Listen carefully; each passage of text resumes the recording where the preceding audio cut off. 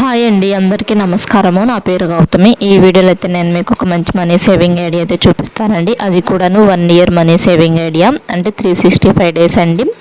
సంవత్సరానికి మనకి 12 నెలలు ఉంటాయి కదా, ఆ 12 నెలలకి మనకి 365 రోజులు ఉంటాయి కదండి.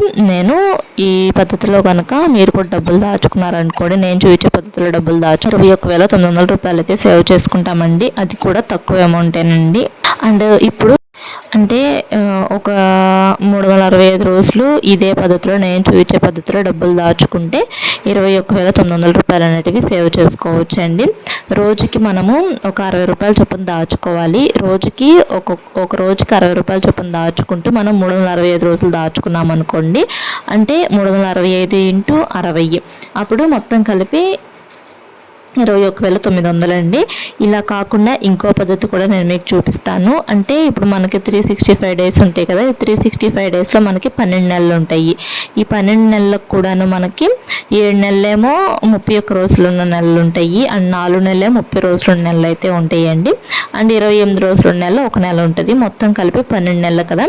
ఈ 31 రోజుల నెలలో ఒక నెలకి ఎంత మనీ సేవ్ చేసుకుంటాము, అండ్ 7 నెలలకైతే ఎంత మనీ సేవ్ చేసుకుంటాము, అండ్ 30 రోజుల నెలలో ఒక నెలకి ఎంత మనీ సేవ్ చేసుకుంటాం, అండ్ అలానే 4 నెలలకి ఎంత మనీ సేవ్ చేసుకుంటాము, అండ్ ఫిబ్రవరి నెలలో ఎంత మనీ సేవ్ చేసుకుంటాము అనేది ఈ వీడియోలో ఎక్స్ప్లెయిన్ చేస్తానండి. అండ్ అలానే దాచుకున్న డబ్బుల్ని రెట్టింపు ఎలా చేసుకోవాలి.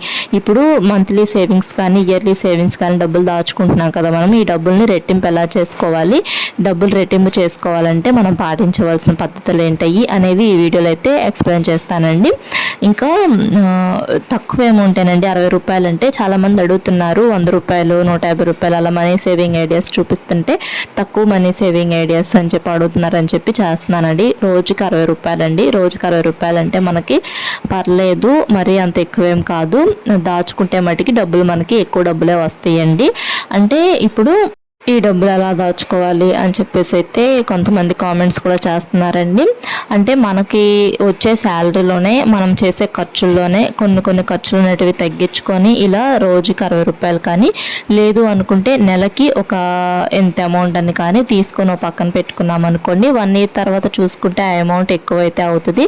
అండ్ ఇలా రోజు కూడా దాచుకోవచ్చు. రోజుకి 10 రూపాయలు దాచుకున్నా కానీ ఒక నెలకి 300 రూపాయల చొప్పునైనా దాచుకుంటాం కదండి. అదే 12 నెలలకైతే మనము 3,600 రూపాయలు అయితే సేవ్ చేసుకుంటాం కదా.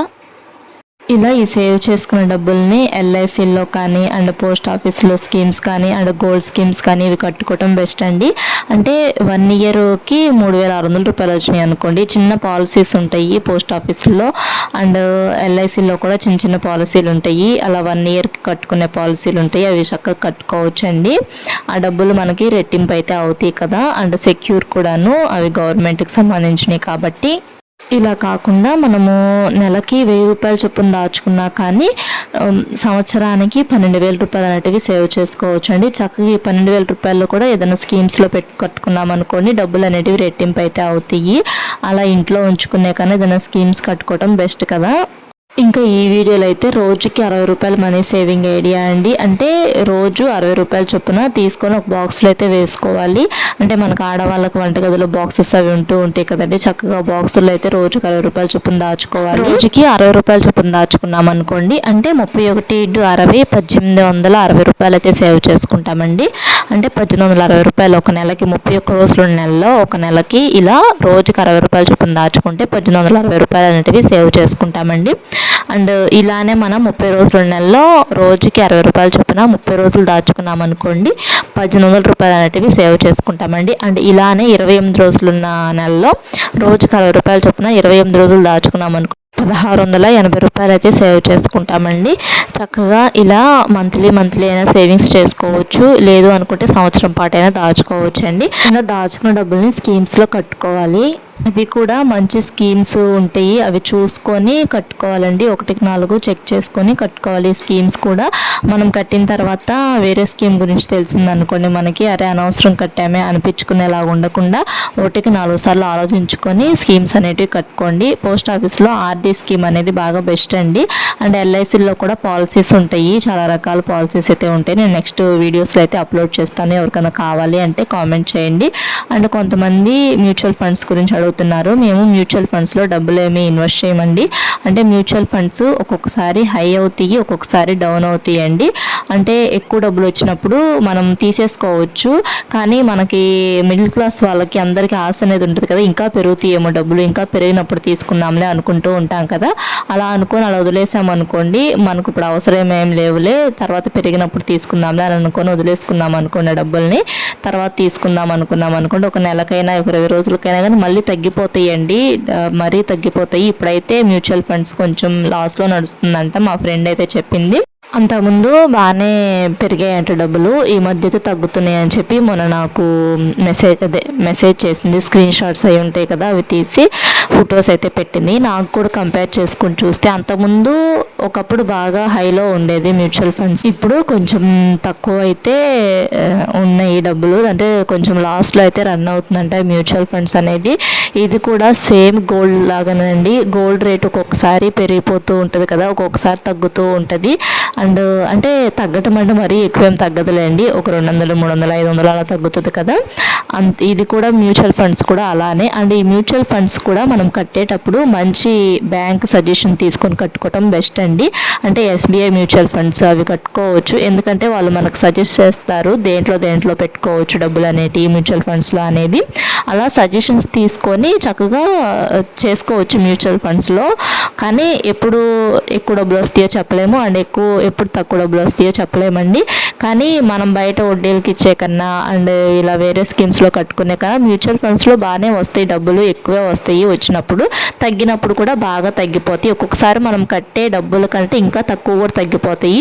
ఒక్కొక్కసారి మనం కట్టే డబ్బులకి 4 times బెటర్ అయితే వస్తాయండి డబ్బులు. ఇప్పుడు కొత్త స్కీమ్ కూడా వచ్చిందంటే మ్యూచువల్ ఫండ్స్కి సంబంధించింది, 250 రూపీస్ నుంచి స్టార్ట్ చేసుకునేది. నేను ఆ స్కీమ్ గురించి కూడా చెప్తాను నెక్స్ట్ వీడియోలో. అయితే సిప్ అని ఒక స్కీమ్ అయితే వచ్చిందంట, ఎవరికైనా కావాలి అనుకుంటే కామెంట్ చేయండి. మ్యూచువల్ ఫండ్స్ గురించి వీడియో అయితే చేస్తాను. అండ్ డిజిటల్ గోల్డ్ గురించి కూడా నాకు కొంచెం అయితే తెలుసు, దాని గురించి కూడా ఒక వీడియో అయితే చేస్తాను. అంటే గోల్డ్ మనం ఇప్పుడు గోల్డ్ని కాయిన్స్గా అండ్ ఆర్నమెంట్స్లా కొనుక్కుంటూ ఉంటాం కదా, అలా కాకుండా ఒక పేపర్స్ లాగైతే కొనుక్కోవచ్చు మనము గోల్డ్ని. ఆ పేపర్స్ని మళ్ళీ వాళ్ళ దగ్గరే బ్యాంక్లోనే పెట్టుకున్నాం అనుకోండి, మనకి వడ్డీ వస్తుంది, ప్లస్ ఆ రేటు కూడా వస్తుంది. నేను ఒక వీడియో అయితే చేస్తాను ఈ డిజిటల్ గోల్డ్ గురించి. అండ్ ఇలా చాలా రకాల స్కీమ్స్ అండ్ ఇలా చాలా రకాలు అయితే ఉన్నాయండి మనకి. ప్రజెంట్ అయితే డబ్బుల్ని రెట్టింపు చేసుకోవాలనేటివి, అది కూడాను చూసుకొని మనము 1-4 ఆలోచించుకొని అండ్ తెలిసిన వాళ్ళని బాగా కనుక్కొని ఈ స్కీమ్స్ అనేటివి కట్టుకోవటం బెస్ట్ అండి. మ్యూచువల్ ఫండ్స్ కూడా బెస్టే, కాకపోతే కొంచెం డబ్బులు ఎక్కువ వచ్చినప్పుడు పొంగిపోకూడదు, అండ్ డబ్బులు తక్కువ వచ్చినప్పుడు మనము ఫీల్ అవుతూ ఉండకూడదండి. అలా ఉంటే మటుకి మ్యూచువల్ ఫండ్స్ కట్టుకోవటం బెస్టే, ఎందుకంటే ఎక్కువ వడ్డీ వస్తుంది మ్యూచువల్ ఫండ్స్లో అండ్ ఎక్కువ లాభాలు కూడా వస్తాయి. ఒక్కొక్కసారి ఎప్పుడన్నా ఒకసారి నష్టం అనేది వస్తుందండి, వచ్చినా కానీ మనం డబ్బులేని తీసేసుకోం కదా, అలానే దాంట్లోనే ఉంచుకున్నాం అనుకోండి, తర్వాత మనకు పెరుగుతాయి డబ్బులు కంపల్సరీగా. అండ్ ఇంక ఈ వీడియోలో అయితే రోజుకి 60 రూపాయలు చొప్పున దాచుకోమని చెప్తున్నాను కదా, ఇలా రోజుకి 60 రూపాయలు చొప్పున దాచుకున్నాం అనుకోండి మనము. ఇప్పుడు మనకి 31 రోజులు నెలేమో 7 నెలలు ఉంటాయండి. 7 నెలలు కూడాను ఒక్కొక్క నెలకి 1860 రూపాయలు చొప్పున 7 నెలల పాటు దాచుకుంటే 13,020 రూపాయలు అయితే దాచుకోవచ్చండి. ఓన్లీ 31 రోజుల నెలలో రోజుకి 60 రూపాయలు చొప్పున దాచుకున్నా కానీ ఇలా 13,020 రూపాయలు అనేటివి సేవ్ చేసుకోవచ్చండి. అంటే ప్రతి నెల దాచుకోలేకపోయినా కానీ ఈ 31 రోజుల నెలలు నెల మార్చి నెల ఉంటాయి కదండి. జనవరి నెలలో ఉంటుంది, మార్చి నెలలో ఉంటుంది, తర్వాత మే నెలలో, తర్వాత జూలై నెలలో, తర్వాత ఆగస్టు, తర్వాత ఏమో అక్టోబరు, తర్వాత డిసెంబరు. ఈ 7 నెలలు కూడాను మనం ఇదే పద్ధతిలో రోజుకి 60 రూపాయలు చొప్పున 7 నెలల పాటు డబ్బులు దాచుకున్నాం అనుకోండి, 13,020 రూపాయలు అనేటివి సేవ్ చేసుకుంటామండి. అండ్ ఇలానే 30 రోజుల నెలలో మనకి ఒక నెలకి మనం 30 రోజుల నెలలో ఒక నెలకి మనం 1800 రూపాయలు అనేవి సేవ్ చేసుకున్నాం కదండి.